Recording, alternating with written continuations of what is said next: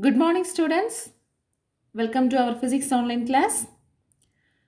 Physics, we are in the fifth unit. It is motion of system of particles and rigid bodies. In this unit, we have learned about center of mass, torque, angular momentum, angular acceleration, then equilibrium and its types, also moment of inertia of different bodies. Isn't it? Last class, I told you to learn the two questions, that is theorems of moment of inertia, perpendicular axis theorem and parallel axis theorem. I hope you have learned that question at least 2 times. Write that questions in the notebook. All right.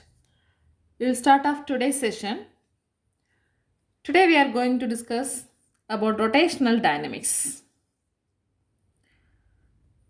That is, beginning we have discussed the relations among various quantities like torque, angular acceleration, angular momentum, angular velocity. Isn't it? Tau is equal to I alpha, L is equal to I omega, etc. In continuation with, we are going to learn the dynamical quantities relations. That is work, kinetic energy, power, etc. Okay? First, effect of torque on rigid bodies. That is, a rigid body which has non-zero torque, non-zero external torque, would have the angular acceleration, where alpha is angular acceleration, I is moment of inertia, and tau is the torque.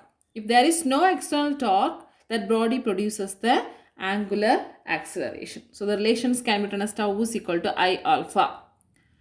Actually, the torque in rotational motion is equivalent to the force in linear motion. In the same concept, I explained one more important point, that is conservation of angular momentum. Conservation of angular momentum. Do you remember? When no external torque acts on the body, the net angular momentum of a rotating rigid body remains constant. This is known as law of conservation of angular momentum. What is that? When no external torque acts on the body, the net angular momentum of rotating rigid body remains constant. That is, tau is equal to dl by dt. If tau is equal to 0, L is equal to constant. This already we have discussed. Here, we are going to see the several situations where this principle is applicable. That is, conservation of angular momentum is applicable. Before that, from this concept, we can write the angular momentum L is equal to, what is the formula? I omega. Where L is the angular momentum, I is moment of inertia, omega is angular velocity. Isn't it? L is equal to I omega. So L is equal to constant means, what is mean by that? I omega. L is equal to I omega. I omega is equal to constant. That is, the conservation of angular momentum can be further written as, for initial and final situation, suppose I omega I is the angular momentum of initial situation, which is equal to IF omega F, the angular momentum of final situation. So that we can write I omega is equal to constant. Okay. So what do you understand from this I omega equal to constant? That is, I is proportional to 1 by omega. I is proportional to 1 by omega. Isn't it? I omega is equal to constant, I is equal to constant by omega. So we can write I proportional to 1 by omega. I is inversely proportional to omega. What does it mean? If I increases angular velocity, that is omega will decrease. If I decreases, the angular velocity omega will increase. Understand? I proportional to 1 by omega. If I increases, omega decreases. If I decreases, omega will increases. So that it keeps the angular momentum as constant. So this is the concept you have to understand from the conservation of angular momentum. Let's see the application of this principle. Consider this example. That is the movement of ice dancer or a ballet dancer. Okay. So when they used to perform the musical routine, sometimes they spin slowly, sometimes they spin very fast. When they spins, they'll be stretching their hands out. Also, they'll be bringing back the hands to their chest. Have you noticed this? So look at this figure. Here, this girl is stretching the hands. Here, this girl is brought close to the hands are brought close to the body. Isn't it? So why they are doing this two performance? Here, when the dancer spins slowly, the hands are found to be stretched out. When the hands are stretched out, this girl will be spinning slowly. Okay? And this girl spins faster when the hands are brought close to the body. So faster. When they are doing like this performance, in order to avoid of falling, they are doing this. That is, the conservation of angular momentum kept constant. How it kept constant? When the hands are stretched out, the I becomes larger. I becomes larger in the sense moment of inertia. Moment of inertia becomes larger. The moment of inertia, we know that it depends upon mass into square of the distance. So the distance increases about the axis. So the moment of inertia becomes larger. Automatically the spins slow. That is, the girl spins slower. That is, the angular velocity becomes small. Understand? So stretching of hands away from the body increases the moment of inertia. Thus angular velocity decreases. So the spin will be slower. On the other hand, when the hands are brought close to the body, the moment of inertia decreases. Decreases in the sense I is equal to m r square. So from the axis, the distance is very small. So the moment of inertia decreases. If the moment of inertia decreases, automatically the spins get faster. That means the angular velocity becomes larger. The angular velocity larger means the spinning get fast. Have you got the point? That is, when I increases, omega decreases. When I decreases, omega increases. So that the angular momentum becomes conserved. So the performance will be in a fine manner. Otherwise, they cannot able to balance. Another one example, a diver. When the diver dives and jumps into the pond, how it is? So when the diver, while in the air, he curls his body. He curls his body and he has done somersaults in air. Then he is going into the pond. So why he curls his body? If he curls his body, that is close to the body, the hands are bringing close to the body, it decreases the moment of inertia. which in turn will increases the number of somersaults in air. So he will reach the pond in a fine manner. Are you able to understand? So when he curls the body, when he bring the hands close to his body, he tries to decreases the moment of inertia. So when he decreases the moment of inertia, it automatically increases the angular velocity. So he will do so many number of somersaults and finally he will reach into the pond. So this is also an example of conservation of angular momentum. Similarly, when a person is sitting on the turntable and he carries the two dumbbells in his hand. So when he stretches his hands, he spins slowly. When he brought the dumbbells close to his chest, the spinning is faster.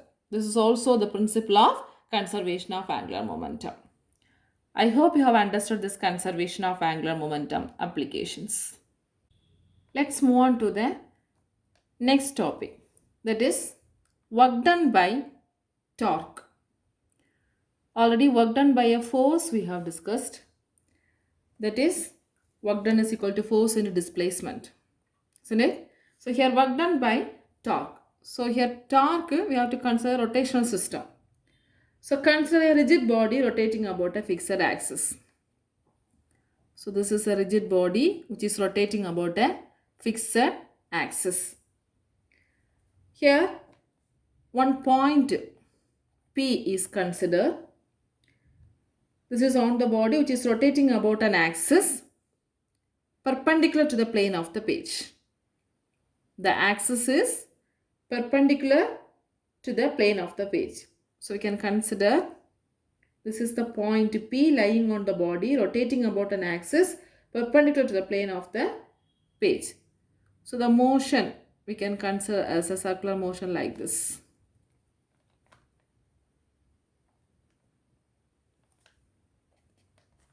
Okay.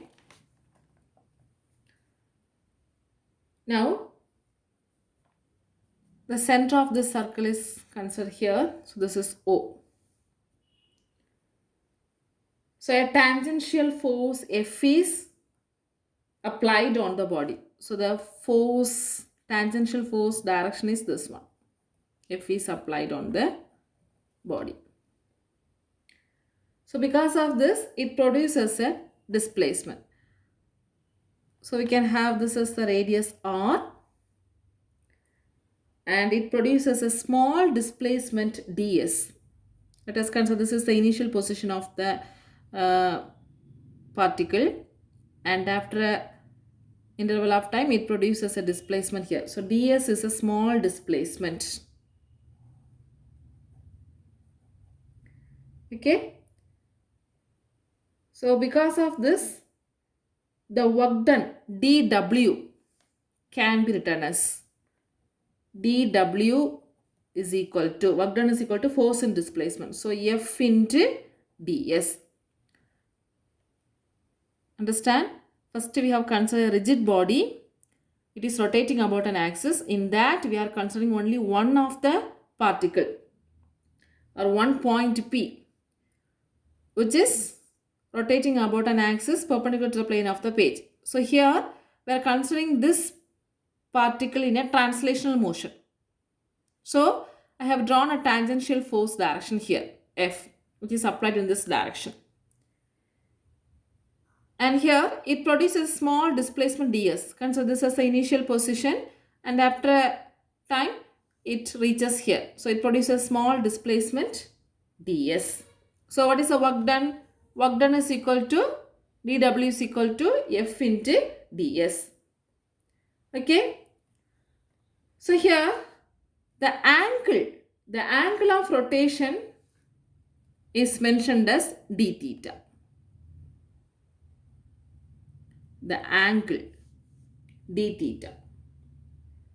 Okay. And the radius is mentioned as r. So what is the relation connecting displacement and angular displacement? linear displacement and angular displacement, that is ds is equal to r into d theta. In the second chapter, you have learned the angular displacement concept. In that, theta equal to s by r. S is equal to r into theta. Page number 89, it was there. Okay. So, accordingly, we can write ds is equal to r into d theta. Now, the work done can be written as, that is, dw is equal to f into, instead of ds, r into d theta. So, f into r into d theta. Okay. Here, F into R. What do you mean by that? Force into distance. Am I right?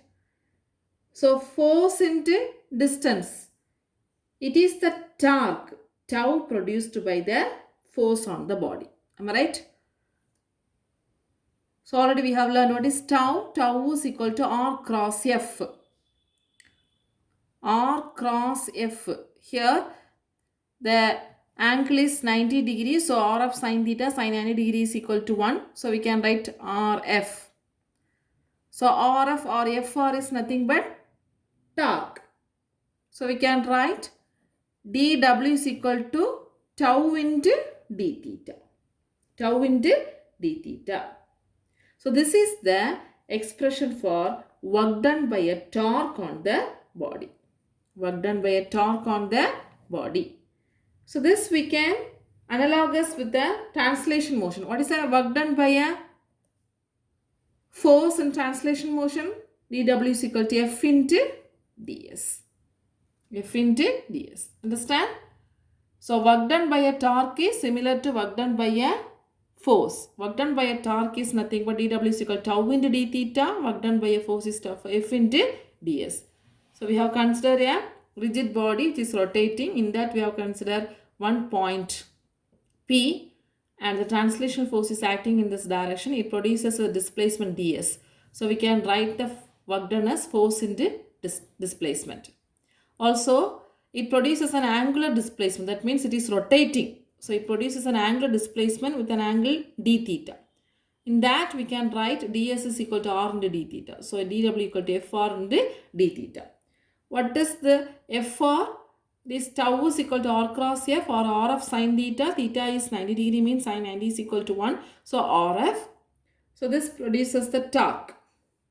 Okay. So, we can rewrite the equation dw is equal to tau into d theta, and dw is equal to f into ds is in translational motion.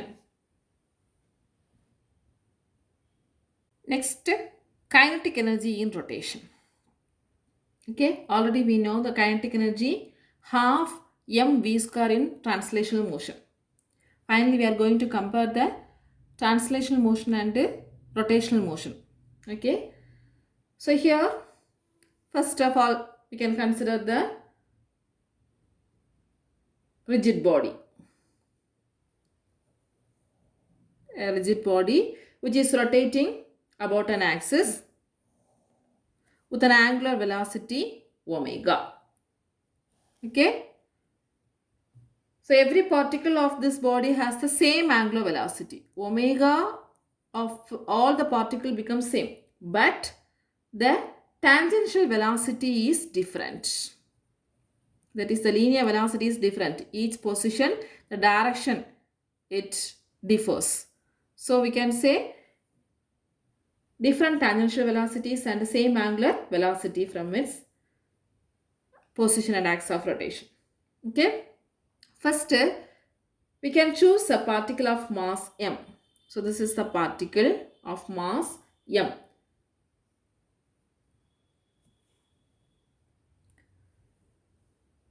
Which is situated at a distance r from the axis of rotation. Okay.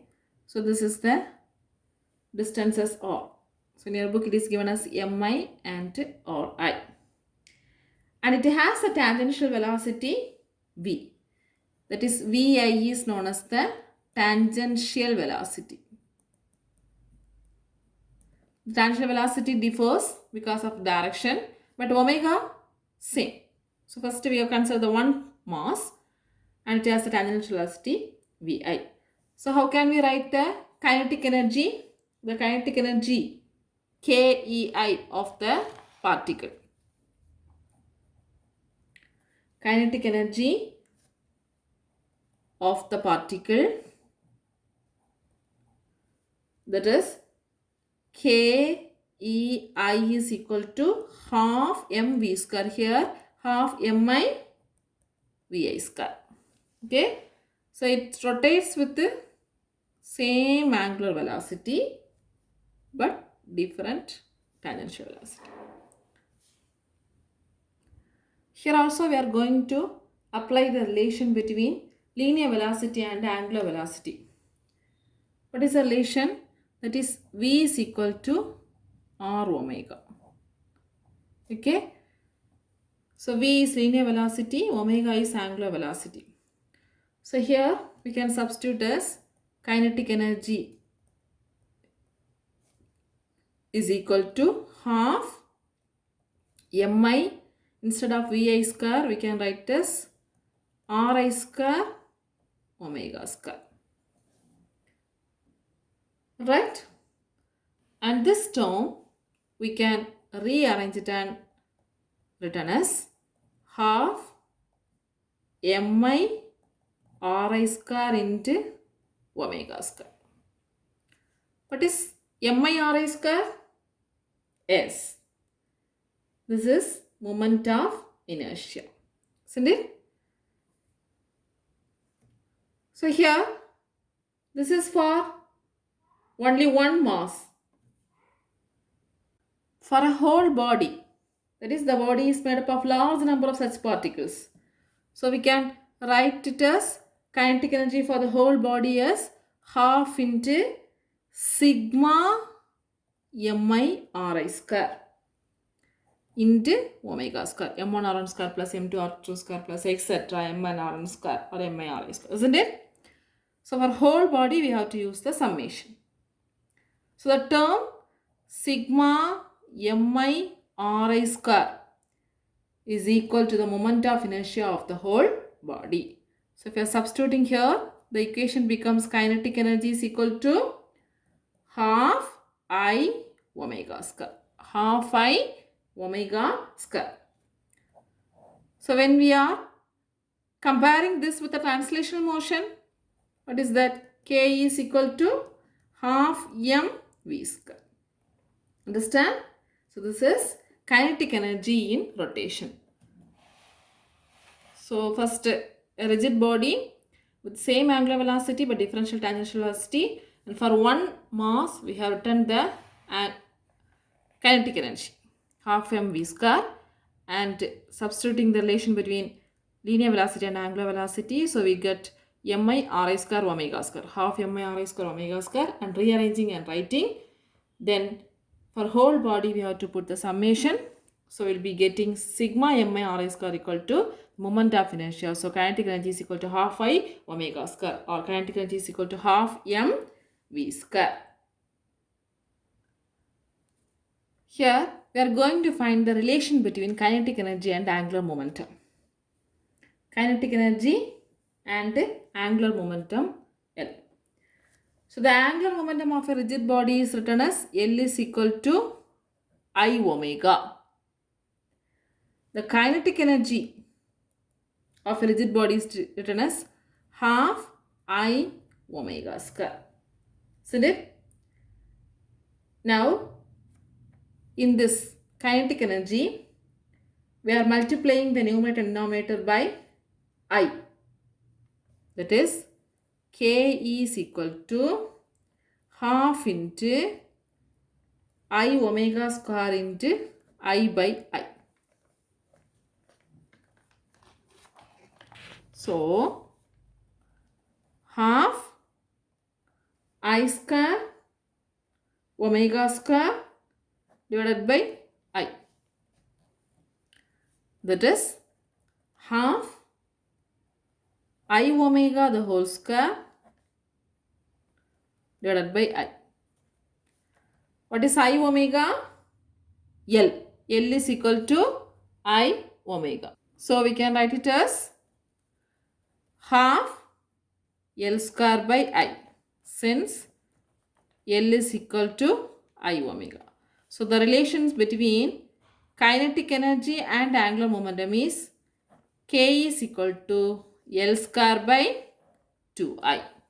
K is equal to L square by 2I. Next one is power delivered by torque. So power delivered by the force we have learned as P is equal to force into velocity. Do you remember? Power and force velocity relations, that is P is equal to F, and this is the fourth unit we have discussed. So what is the expression for power? Power is equal to work done divided by time. Am I right? Work done per unit time. So if I are differentiating this expression with respect to time, we will get the instantaneous power. So P is equal to dW by dt. Isn't it? So what is dW? That is work done due to torque. dW is equal to tau into d theta. So substituting this, we will get P is equal to tau into d theta by dt. What is d theta by dt? That is angular. Rate of change of angular displacement is angular velocity. So tau into omega. This is power. So if you are comparing this power by a torque to the power by the force, is P is equal to tau omega and P is equal to F into V. So this is the power delivered by the torque and force. So today we have learned the rotational dynamics, that is conservation of angular momentum. First we have discussed. Then we have discussed work done by torque, kinetic energy in rotation, power delivered by torque. Finally, we can compare the translational and rotational quantities. Okay, it is given in your book as a tabular column. Comparison of translational and rotational quantities. Translational motion, rotational motion about a fixed axis. Translational motion, displacement x, but in rotational motion we will say it as angular displacement theta. Translational motion, time, rotational motion also time t. Translational motion, velocity v is equal to dx by dt, rate of change of displacement. Rotational motion, angular velocity omega is equal to d theta by dt. Acceleration a is equal to dv by dt. Angular acceleration alpha is equal to d omega by dt. Mass m. Here moment of inertia I. So mass in translation motion is compared with the moment of inertia in rotational motion. F is equal to ma. Here torque tau is equal to I alpha. That means force in translation motion is compared with the torque in rotational motion. Linear momentum P is equal to mv. Similarly, angular momentum L is equal to I omega. Impulse F into delta t is equal to delta P. Here impulse tau in delta t is equal to delta L. Work done W is equal to Fs. Work done W is equal to tau into theta. Kinetic energy K is equal to half mv square. Kinetic energy K is equal to half I omega square. Power P is equal to Fv and the power P is equal to tau omega. So learn this comparison of translation and rotational quantities. And try to do the example 5.20 problem. Okay, easy problem. That is your homework. So today's study portion, conservation of angular momentum. Its application and examples. Then work done by a torque, kinetic energy and power delivered by a torque. Then the comparison. Learn well, students. Thank you.